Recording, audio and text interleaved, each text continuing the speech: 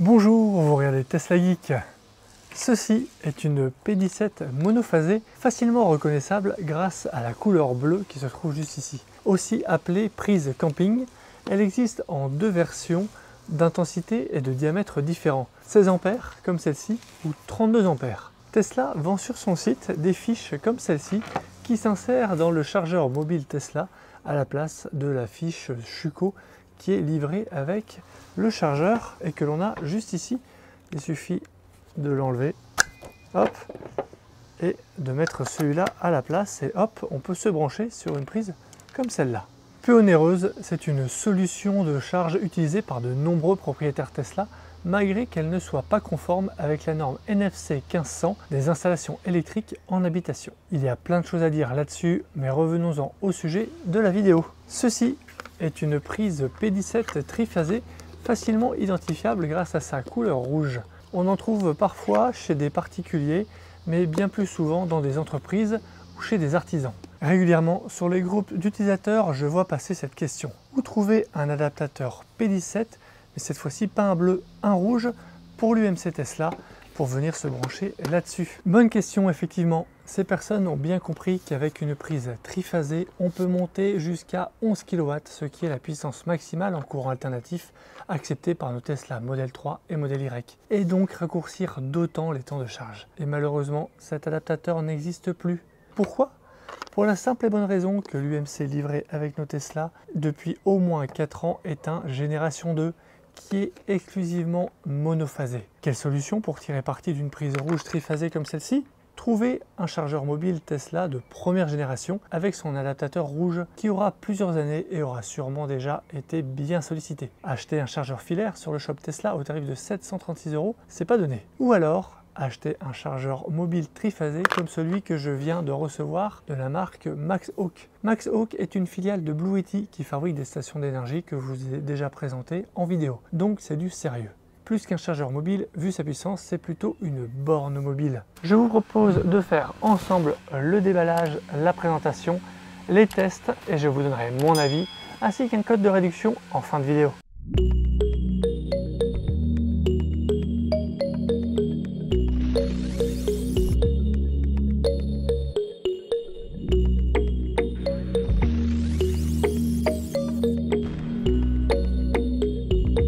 Alors voyons tout de suite ce qu'il y a dans ce colis. Il est expédié d'Allemagne et tout est dans cette pochette aux couleurs de la marque Maxhawk. Si on l'ouvre, qu'est-ce qu'on a dedans? Le chargeur qui est juste là, un câble 5 mètres, une prise T2 qui est bien sûr le standard en Europe. Au bout, on retrouve une prise P17 avec son adaptateur prise domestique. Donc là, on a l'embout P17 côté chargeur et ici, on a l'adaptateur P17 triphasé comme ceci côté prise Schuko. Donc on va pouvoir se brancher sur une green-up ou une prise domestique, bien sûr, en réduisant l'intensité. Et à l'intérieur, c'est pas tout, puisque on va retrouver une prise P17 pour pouvoir installer ça chez soi ou dans son entreprise. Donc voilà, comme ça, P17 triphasé.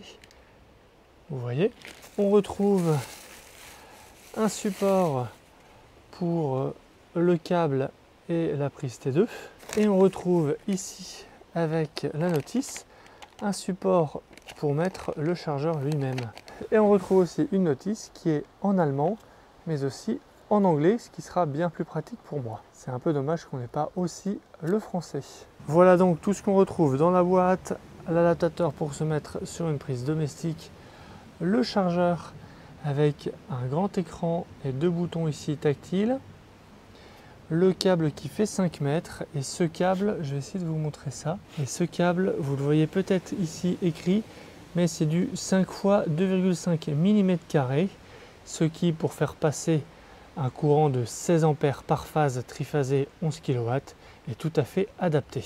On a donc cette prise là côté chargeur, une prise P17 triphasée et les différents supports et fixations, ainsi que la pochette qui est dans un matériel Un tissu assez costaud, un petit peu matelassé, un petit peu rembourré pour le protéger. C'est plutôt bien. À l'arrière du chargeur, on retrouve en allemand la codification des lumières, des diodes de l'avant. On a le rappel des spécifications. Ici, on a des instructions pour se connecter à l'interface de la borne puisque celle-ci fait du Wi-Fi et on peut se connecter en Wi-Fi sur la borne pour la contrôler. Vous ne pouvez pas vous en rendre compte en vidéo, mais c'est quand même plus lourd que l'UMC Tesla, ce qui est tout à fait normal vu qu'on a 3 phases, on a aussi 3 transformateurs.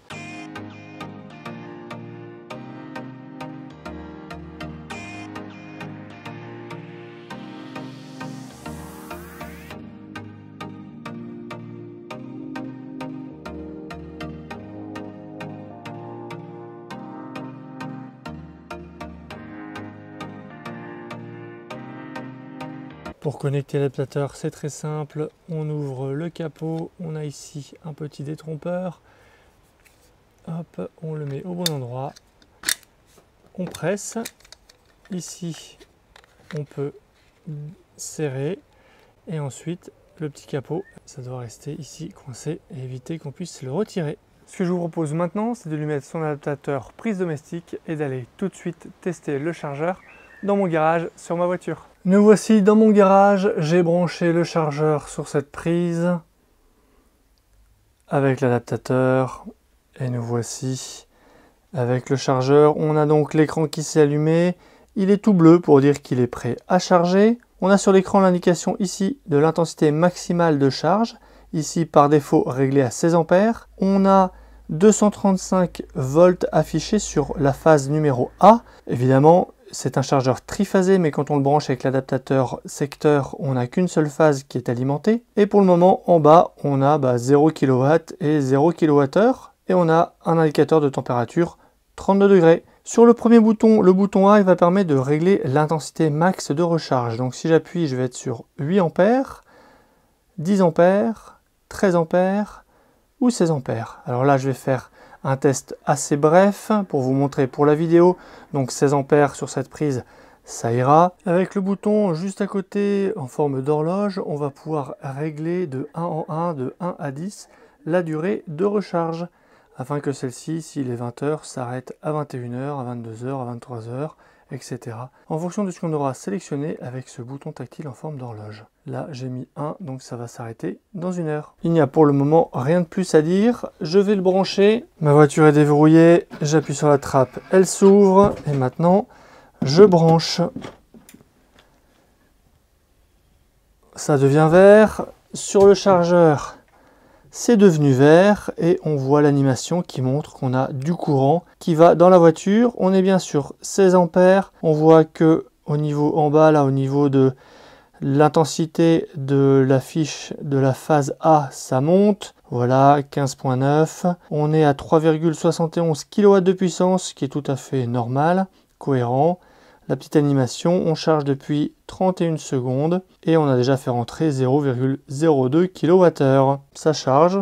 Pour moi, ça fonctionne très bien. Bon, moi, j'utilise déjà depuis plusieurs semaines. Là, c'est vraiment pour tourner la vidéo et vous montrer. Je trouve ça vraiment bien d'avoir toutes ces indications sur l'écran. Pas de problème chez moi. Si jamais il y avait un défaut de masse, il deviendrait tout rouge. Et on a un icône Wi-Fi ici qui dit qu'on peut se connecter au Wi-Fi. Et je vous propose de voir ça tout de suite. Pour accéder à l'application, il faut d'abord se connecter au Wi-Fi de la borne. Donc il faut aller dans les réglages de son téléphone, choisir le Wi-Fi qui commence par Max Hawk. Par défaut, la clé Wi-Fi c'est 1, 2, 3, 4, 5, 6, 7, 8. On peut la changer ensuite dans les paramètres de l'application. Ce n'est pas vraiment une application, mais une interface web. Pour s'y connecter, on lance son navigateur, par exemple Safari, et on rentre l'adresse 192.168.4.1. Et une fois qu'on a validé ça, on arrive sur l'interface de la borne où finalement on nous affiche quasiment les mêmes informations que ce qu'on peut avoir sur l'écran de celle-ci. C'est donc un petit peu un écran déporté. Pour y accéder, il faudra se connecter au Wi-Fi émis par la borne et donc être suffisamment proche pour le capter. Et me voilà chez Costume Car pour la suite de ce test,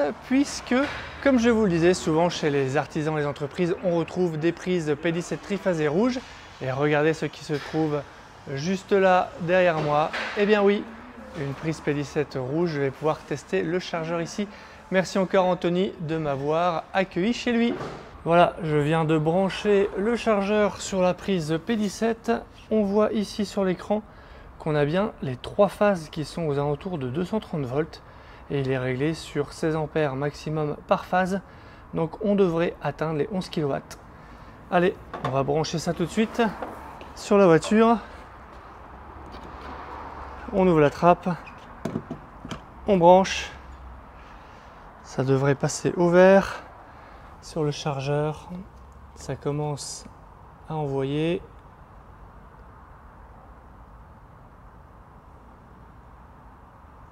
Un petit peu, petit à petit ça monte. On a les 2 premières phases qui montent.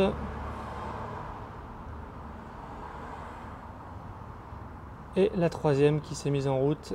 On est à 10 kW, 10,8 kW, tout proche des 11.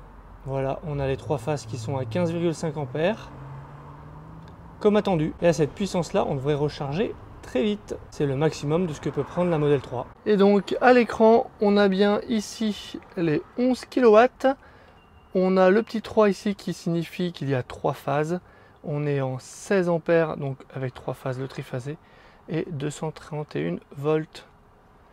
Et voilà, et donc là pour atteindre de 83 à 90%, il nous dit 25 minutes. 11 kW, c'est le maximum en courant alternatif qu'accepte la Model 3 et le Model Y. Donc là, on est vraiment très bien avec ce chargeur. Allez, on est presque à 1 kW juste en dessous.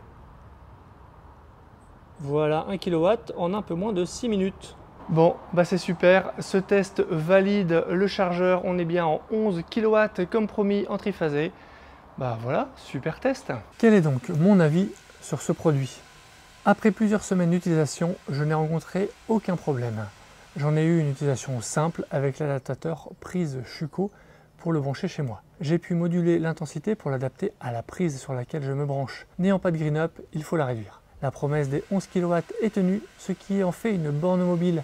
Elle est résistante aux intempéries et d'après le fabricant, on pourrait rouler dessus. Mais bon, je n'ai pas pris le risque de vérifier cela. J'aime bien son grand écran car il permet d'avoir avec précision toutes les informations utiles sur la recharge. Intensité, puissance, tension, énergie envoyée à la voiture, car toutes les autos ne les affichent pas. Max Hawk fournit tout, le support, la pochette et même la prise P17 rouge. C'est très complet. Bravo! Forcément, pour nous, propriétaires de Tesla, il manque le petit bouton sur le pistolet pour ouvrir la trappe ou déverrouiller la prise. C'est un confort au quotidien, mais est-ce que ça vaut vraiment la différence de prix? Ce produit s'adresse à tous les propriétaires de véhicules électriques équipés d'une prise T2, qui est le standard en Europe, désirant se charger sur une prise rouge triphasée. Et n'oublions pas que tous ces véhicules ne disposent pas des mêmes fonctionnalités de programmation et de contrôle de la recharge que nous avons sur nos Tesla. Je vais offrir ce chargeur à un de mes amis, Baptiste, qui a fait récemment l'acquisition d'un Volvo C40 100% électrique. Je sais qu'il en fera bon usage. Merci à Max Hawk de m'avoir contacté et envoyé ce produit. Si celui-ci vous intéresse, vous trouverez le lien en description sous la vidéo ainsi qu'un code promo. Abonnez-vous pour ne pas rater mes prochaines vidéos. Jetez un œil sur mon site teslageek.fr pour des bons plans, la checklist de livraison et une sélection d'accessoires pour Model 3 et Model Y. Et je vous dis à bientôt pour une prochaine vidéo. Si tu as aimé cette vidéo ou que tu veux soutenir la chaîne, mets un like. Tu peux t'abonner pour recevoir les notifications de mes prochaines vidéos et aider la chaîne à être mieux référencée. N'hésite pas à donner ton avis en commentaire. À bientôt!